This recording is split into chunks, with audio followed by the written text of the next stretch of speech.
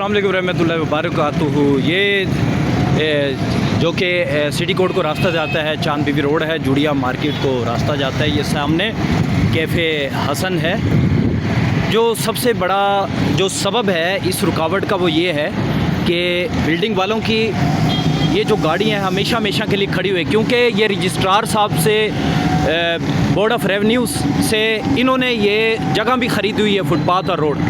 ठीक है, खुदारा इनको नहीं छेड़ना, बहुत गुनाह मिल सकता है इनको छेड़ने से।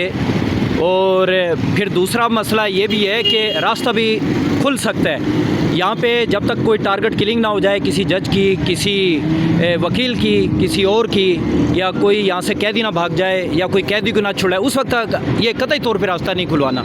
ये जो रास्ता अब मुझे नहीं पता कि रिसाले में आता है या फिर ईदगाह सेक्शन में आता है। बहरहाल कई बार मैंने गुजारिश की है कि इस जगहों को खाली करवाया जाए। अब ये देखें, हम अगर अब जाएंगे सिटी कोर्ट CPLC की तरफ तो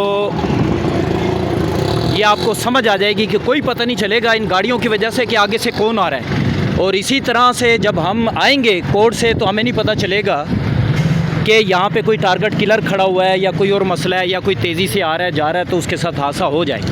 तो बराए करम जिसके भी ये मातहत है